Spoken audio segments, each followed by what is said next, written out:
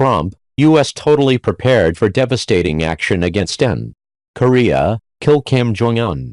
The U.S. is totally prepared for devastating military action against North Korea should that be necessary, President Donald Trump declared Tuesday, further ratcheting up tensions between the two nations.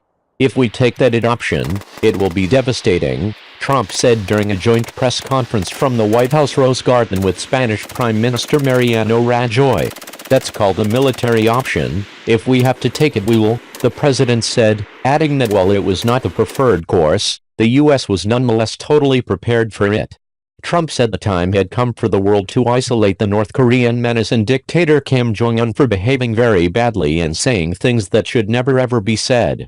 He also slammed Kim's outlaw regime, charged all nations to act now to ensure the regime's denuclearization, and claimed he'd been left a mess on the Korean peninsula by prior U.S. administrations. But I'll fix the mess, Trump said. Trump's remarks come after days of intensifying rhetoric between the U.S. and Pyongyang over North Korea's nuclear provocations. One day earlier, North Korea's foreign minister said Trump had declared war on his country and that Kim's regime would consider shooting down American bombers.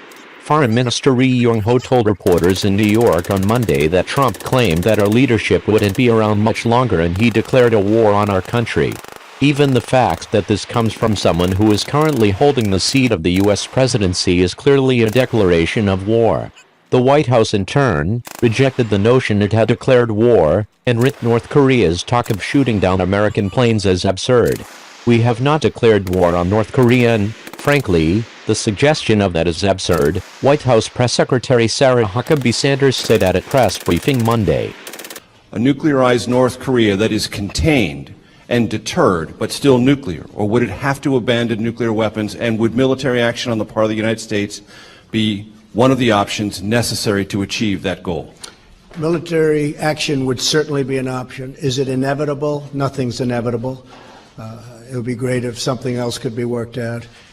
We would have to look at all of the details, all of the facts, but we've had presidents for 25 years now. They've been talking, and the day after an agreement is reached, new work begins in North Korea, continuation on nuclear.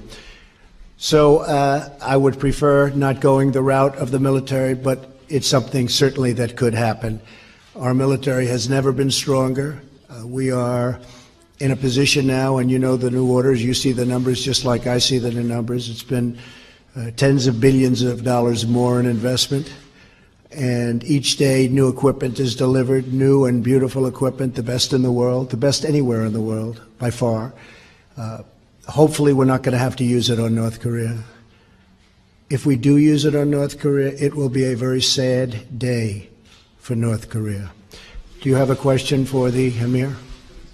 Follow-up, is it acceptable for you as president for North Korea to be nuclearized but contained and deterred? Is that a strategy we're going to see what it is? I don't would like to negotiate with prefer? you. No, I'm not negotiating with you. Maybe we'll have a chance to negotiate with somebody else, but I don't put my negotiations on the table, unlike past administrations. I don't talk about them.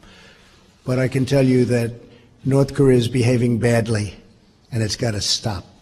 You've got South Koreans caught in the middle on one side, listening to President Trump. On the other side, watching Kim Jong-un and watching a possible missile launch maybe as early tomorrow of an ICBM. Again, that could come at Saturday, Korean time, and it could be a flatter trajectory launch that would put it deeper into the Pacific, more threatening to the United States.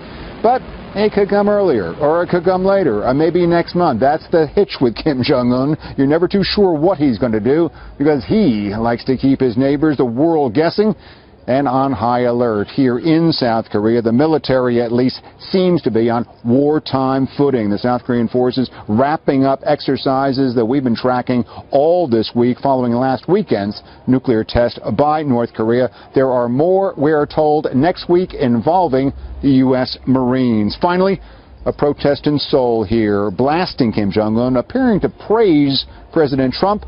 The president's strong rhetoric unsettles some here, but others like it precisely because it unsettles the North. Take a listen. The sound of this sort of vulgar